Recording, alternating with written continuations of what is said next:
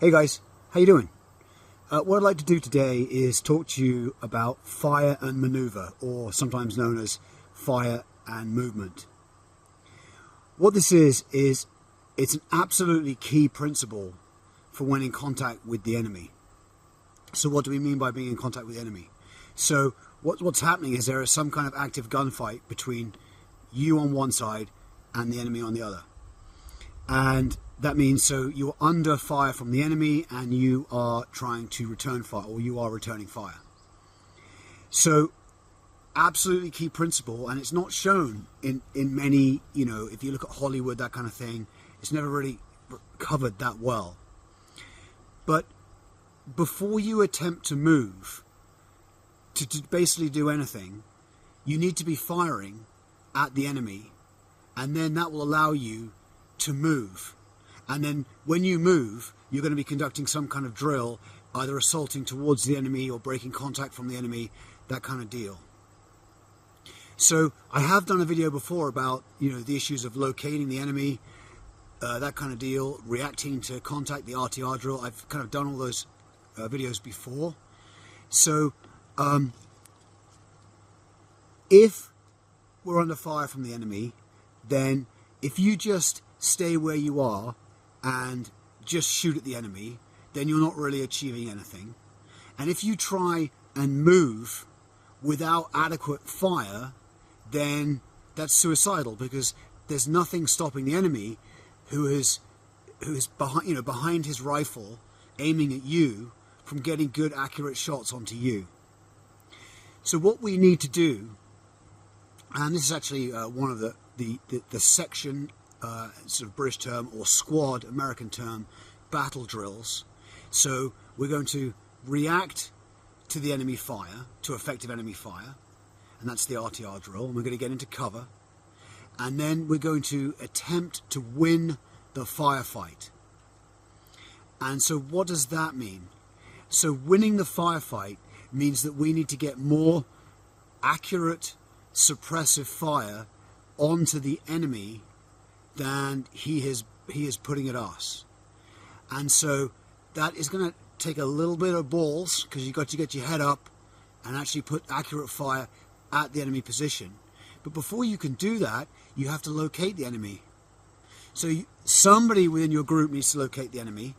That would need to be communicated with a target indication, and then that is translated with a fire control order to allow you, as your group, your element, to put accurate suppressive fire onto the enemy position. And that's not going to be necessarily easy, because you might not be able to locate all of the enemy all of the time. You might be suppressing one enemy position, and there's someone else still firing at you. The enemy could be moving, all kinds of difficulties within that. When we suppress the enemy, what we need to do, I talk about suppressive fire, and that is not simply noise, the noise of our fire just going off into the woods. We're not lighting up the woods for the sake of it. You have to locate the enemy, and you have to put accurate suppressive fire onto his position such that it would change his behavior.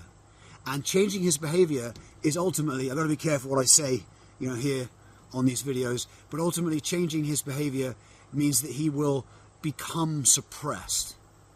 And so he might be down in his hole, he may be hit, he may not be hit, he doesn't really want to put his head up, because every time he does, there's rounds zinging over the top of his position.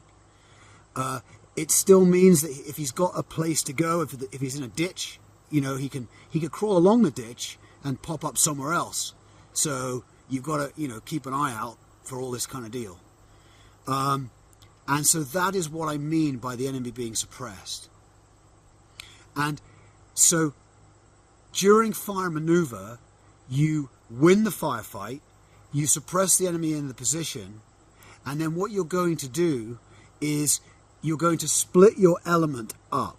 So if we look at a very simple thing where we talk about two men doing fire maneuver, what that's going to mean is you're going to do bounds, and you're going to do short bounds, whether you're going towards or away from the enemy, and one man is going to be putting suppressive fire down, while the other man moves. And then he's going to get down and he's going to start his suppressive fire to allow the other man to move. And that, at a very basic level, is fire maneuver.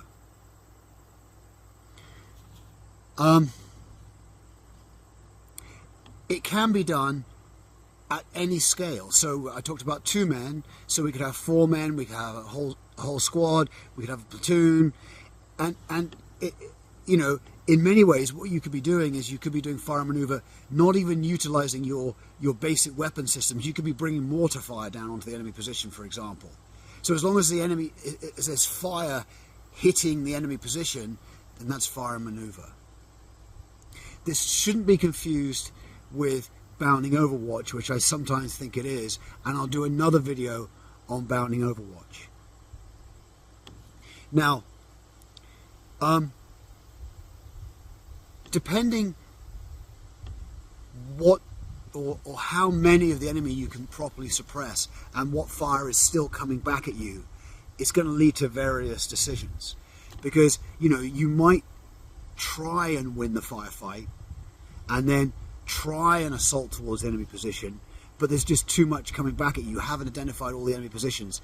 There's still too much fire coming back at you, and then you might decide to break contact. And if you're going to break contact, that is going to be by fire maneuver.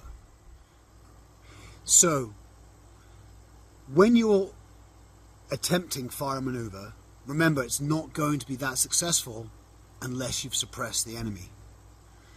When you're attempting fire maneuver, then what tends to be forgotten is, you know, we'll do things on flat ranges which, you know, don't put us in necessarily in a good piece of cover, that kind of deal. So what you've got to think about is there's 2 types of movement that you're going to do, and so what you can do is alternate bounds or sequential bounds. And so alternate bounds is kind of like going past each other, and sequential bounds is going level with each other. And so during fire maneuver, you're more likely to do a sequential bound because you can't really move that far, because what you're doing is when you're moving, you're thinking, I'm up, he sees me, I'm down. I'm up, he sees me, I'm down. And that's the time that you're going to be up and moving. And so that's really going to be like 5 to 7 yards at a sprint, and then get down. Also, don't forget that your fire maneuver may well even be at a crawl, depending what's going on with the situation. If you're determined to assault towards enemy position, you can't get them all suppressed, there's rounds coming back at you, there's grazing fire coming over the top, okay, then you might actually be doing this at a crawl, okay? You may be breaking contact, and you may be breaking contact at a crawl because you have effectively hit something well beyond your capability, and you're just trying to get out of that. It's going to be by fire maneuver, but you're going to be kind of crawling out of the contact zone, okay? Because remember, you can't really fight direct fire that's coming right at you, okay? It's going to be noisy.